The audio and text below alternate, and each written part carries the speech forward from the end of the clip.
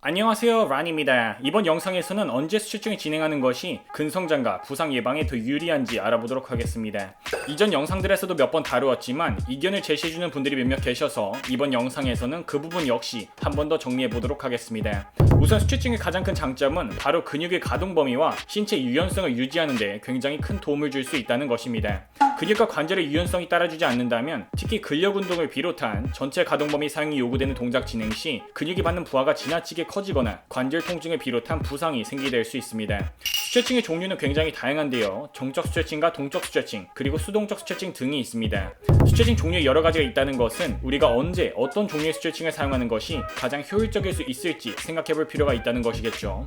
많은 전문가들의 말에 따르면 학교 체육 선생님이 어떤 말을 했든 운동 전에 진행하는 정적 스트레칭은 하지 않는 것이 더 좋다고 합니다. 특히 근육이 충분히 데워지지 않은 상태에서 진행하는 정적 스트레칭은 오히려 부상의 위험을 높일 수 있는데 근육의 길이가 늘어났을 때 부상의 위험이 가장 높기 때문이라고 합니다.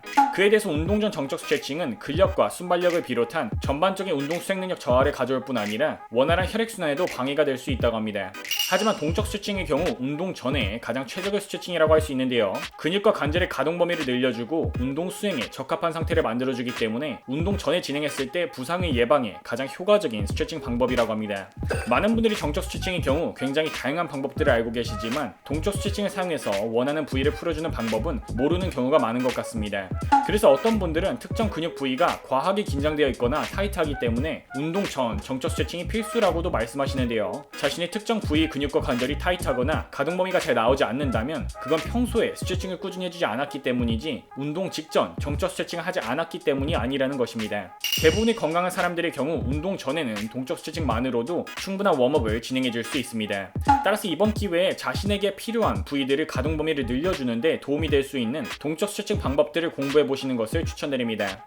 정적 스트레칭은 분명 정기적으로 꾸준히 진행해 주었을 때 유연성과 가동 범위 증가라는 효과를 볼 수 있는 것이지 굳이 운동 직전에 정적 스트레칭을 진행해야만 그 효과를 볼 수 있는 것이 아닙니다. 오히려 그 효과가 떨어지겠죠.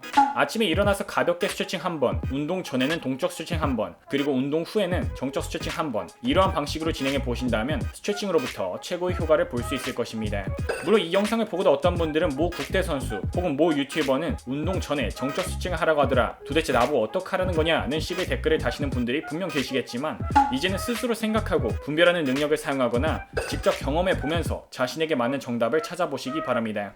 저는 여러 전문가들과 논문 결과들의 조언을 참고하여 운동 전 동적 스트레칭과 운동 후 정적 스트레칭을 사용했을 때 수행 능력과 회복 그리고 부상의 예방 측면에서 탁월한 효과를 보고 있기 때문에 아직도 이러한 방법을 사용하고 있고 구독자분들께도 추천드리는 것입니다. 이번 영상의 내용이 마음에 드셨다면 구독과 좋아요, 알림 설정 부탁드립니다.